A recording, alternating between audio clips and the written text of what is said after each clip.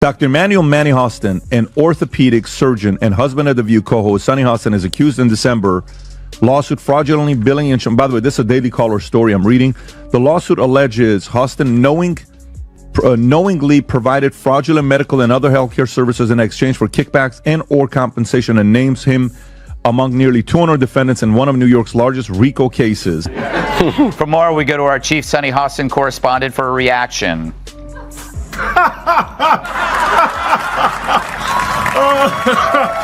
Sunny Hostin may have believed she was already facing an uncomfortable broadcast day, but the atmosphere shifted dramatically when Gutfeld and Tyrus entered the narrative with sharp timing and unapologetic sarcasm.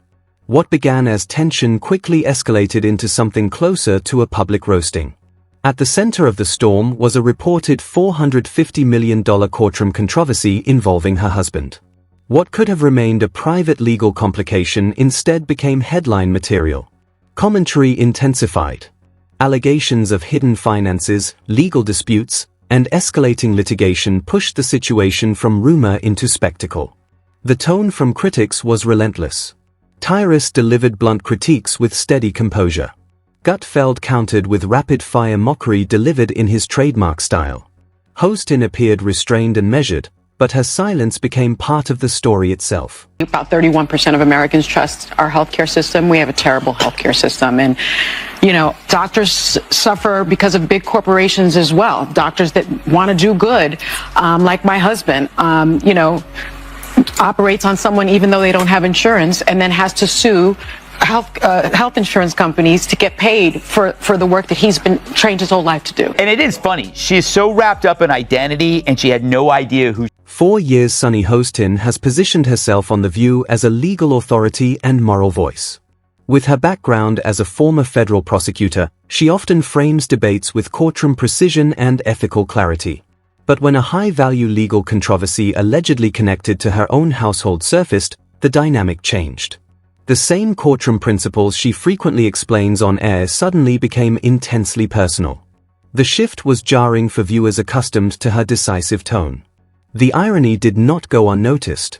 The commentator known for rendering strong judgments now found herself in a situation where restraint replaced certainty. Man that will go after white America and talk about them like dogs. That doesn't represent our ideals or values for anyone. And get rid of those people, and this will clear up real quick. So do you have to actually look in the mirror and clean up your own backyard and get the racist people out? Because that's who you allowed in. You allowed black racist on TV who could just go all day and say anything about white people. And I guess lo and behold, they forgot that there's a lot of people at home, white people at home during the day that are not watching your show anymore. So just clean it up. Yeah, you know, Emily. Gutfeld and Tyrus approached the moment differently but with similar intensity. Hostin has built a reputation for forceful televised outrage when addressing political or legal controversies. However, critics argued that the tone softened once scrutiny moved closer to home. Comparisons were drawn to other high-profile financial scandals, with commentators exaggerating the scale to emphasize perceived hypocrisy.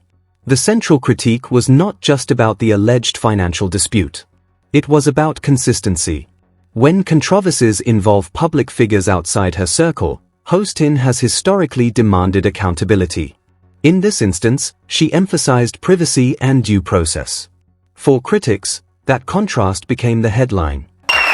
Hostin's obsession with race gets thrown back in her face. Today's video comes to us from Sunny Hostin. Sounds like a town. We're in Sunny Hostin. She was on PBS's Finding Your Roots, a show dedicated to researching celebrity ancestry. For context, Sunny is a staunch supporter of reparations and has made a fortune spewing nonsense about white privilege and racial justice. Well, turns out she's not as oppressed as she claims she is. She's actually the descendant of slave owners. Hostin's usual style involves direct questioning and firm moral framing. Yet during this controversy, viewers noticed a more cautious presence. Fewer comments. Measured expressions. That restraint created space for Gutfeld and Tyrus to amplify their critique. They framed the situation as a double standard, arguing that silence in moments of personal vulnerability contrasts sharply with past on-air intensity toward others. The debate shifted from the legal case itself to a broader conversation about media consistency. Makes Sunny Hostin, who thinks climate change caused the solar eclipse, the dumbest of them all. Because everyone knows the moon caused the eclipse, which is controlled by the View's gravitational pull. Timing amplified the impact.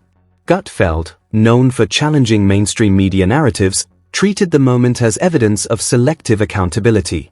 Tyrus leaned into blunt commentary, questioning why speculation was acceptable in some cases but discouraged in others. Reports surrounding the legal situation described financial turmoil and alleged misconduct, though details remained contested.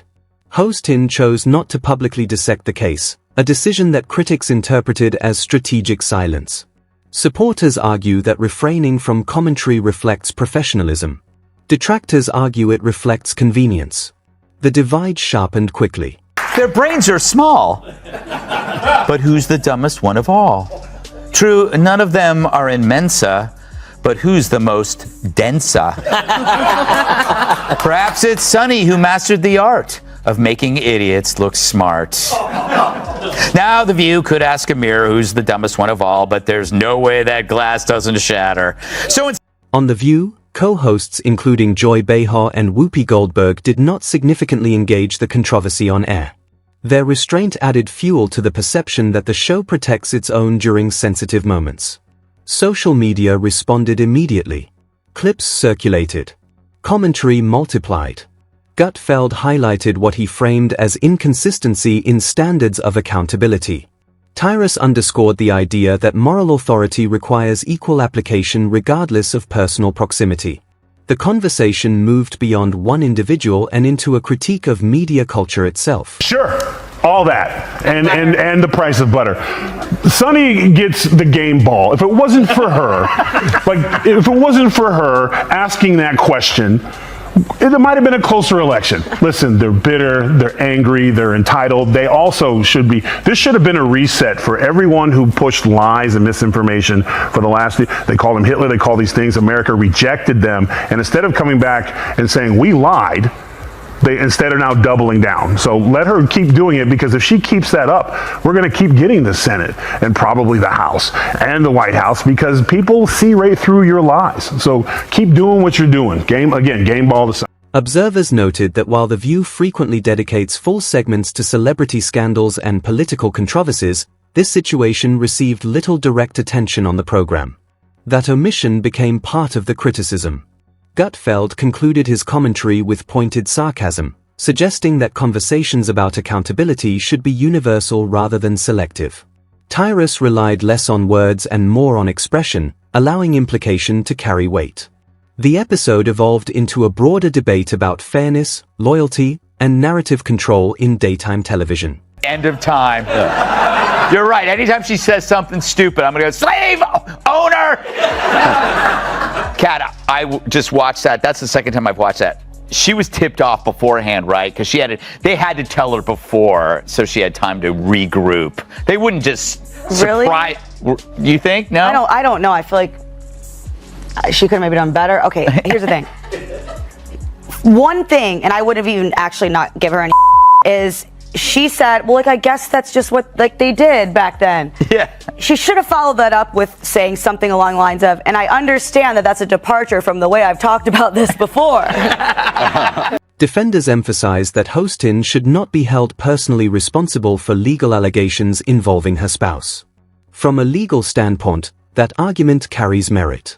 However, critics countered that Hostin's professional brand is built on moral evaluation of public controversies, including those involving family members of political figures. The perceived contrast between past commentary and present silence became the core tension.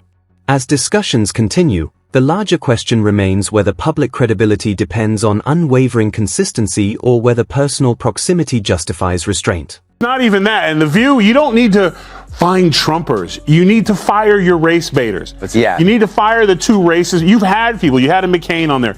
You've had people on there before, and you ran them off. Mm-hmm. So the racist ones who want to stick to this, Whoopi and Sunny, and the was it Bette Midler? What's her name? Broke ass Bette Midler. fire them and bring people in. Maybe you could get McCain to come back. When the controversy intensified, viewers observed a noticeable shift in Hostin's on-air demeanor. Legal monologues grew shorter. Assertive courtroom analogies became rare. Body language analysts and social media commentators speculated about discomfort, though such interpretations remain subjective. What is clear is that the situation triggered a media moment larger than a single allegation. It ignited debate over standards, loyalty, and the pressures faced by public figures when private legal matters become public spectacle. Whether the controversy fades or evolves further will depend on legal outcomes and media cycles. But the episode has already left a mark on the ongoing conversation about accountability in modern broadcasting.